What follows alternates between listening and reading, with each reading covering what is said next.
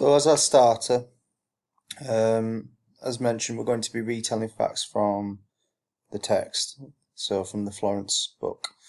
Retelling means going over the information again without actually going through the whole story. So rather than retell the whole story of, for example, Jack and the Beanstalk, I just tell them the main parts of it. So for example, Jack found magic beans, his mum threw them away, grew the beanstalk, he went up the beanstalk, giant chased him, he came back down, he chopped the beanstalk down, and that's the end of the story. So with that in mind, we're going to have a look at the text again. So here we have Florence, the front cover, and we have the contents page. Remember, the contents page shows you the pages, the sections that are in this book. So we've got all of these here, and we're going to go through them. So the first bit about being a famous nurse. So Florence Nightingale was born nearly 200 years ago in 1820. She was a nurse who was famous when she was alive. She's still famous today. This is a label, or a caption, and a photograph of Florence. A nurse cares for people when they are hurt or sick.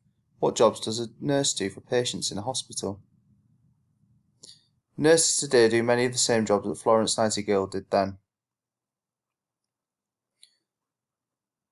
So we could look at the pictures, look at the difference between Florence then and the nurses now. In the schoolroom. Florence grew up in a wealthy family. Children from rich families had lessons at home, not school. Only older boys went to school and university. Girls were brought up to become good wives and mothers. Look at the pictures above. What lessons was Florence taught? So we've got sewing, gardening, reading, and doing schoolwork. Florence was clever. Her favourite lesson was mathematics. She loved reading books in her father's library. So this is a picture of Florence and her sister. Growing up. Florence's family had lots of servants to work for them. There were cooks, gardeners, and nursemaids to look after the children. So talk about what life was like for a wealthy married woman like Florence's mother. Use these words to help you. So you would say here how she was just looking after the children, told the servants what to do, did stuff for her husband, looked after the money, and had lots of spare time. While Florence was growing up, she spent time visiting the poor and looking after the sick. Florence enjoyed helping people. She decided not to marry. She would become a nurse instead.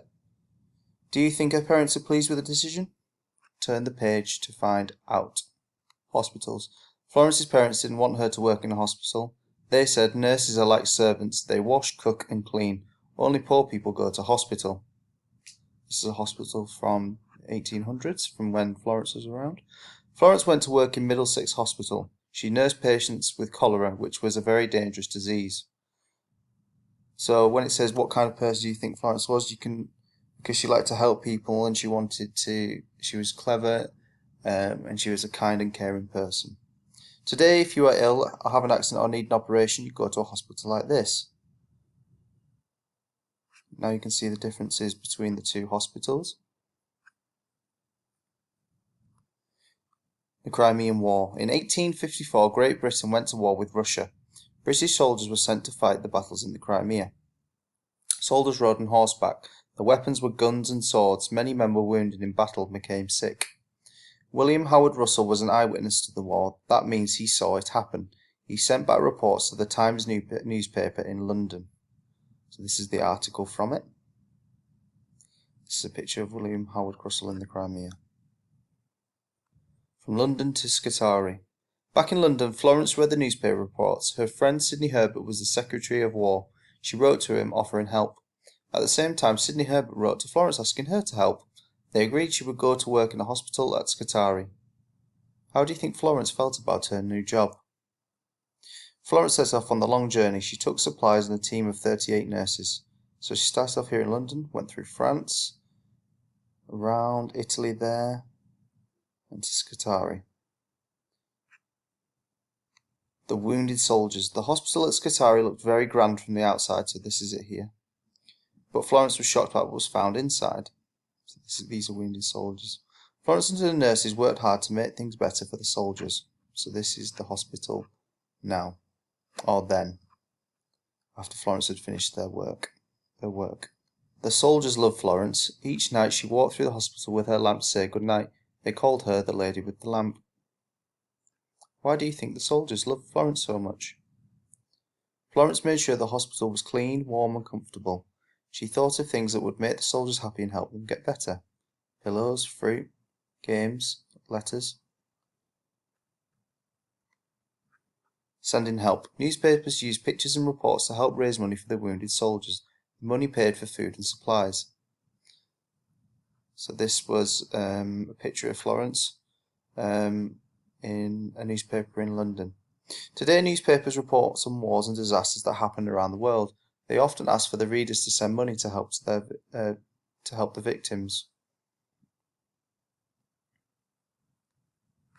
Today newspapers, people at home read about Florence's work in the newspapers. They loved her for helping the soldiers. She was famous. Queen Victoria gave her a famous brooch for her efforts and for all the help that she gave to the soldiers in Scutari. That's the back of the brooch, which says, "To Miss Florence Nightingale, as a mark of esteem and gratitude." Pop stars, film stars, athletes and politicians are just some of the people who became famous during their lifetime. Why do you remember Florence Nightingale? Florence returned from the war in 1856. She was famous, but she didn't stop working. So she had a school. She trained nurses at the Nightingale School of Nursing. She also wrote a book, Notes on Nursing, What Is and What Is Not. We remember Florence today for her brave work at Scutari. We also remember how she improved hospitals and nursing skills.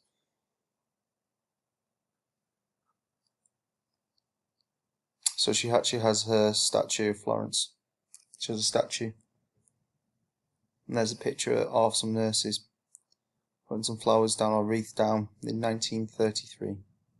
So we've got a timeline here of Florence's life. So 1820, she was born in the city of Florence, Italy. In 1854, she starts working at the hospital. March 1854, Great Britain goes to war with Russia. November 1854, Florence arrives in Scutari with her team of nurses. 1855, Queen Victoria presents Florence with a brooch to honour her bravery. In 1856, the war ends. In 1856, Florence returns to England. In 1960, Nightingale School of Nursing is set up. Florence's book is published. And then in 1910, Florence dies in London. Finally, we have the glossary.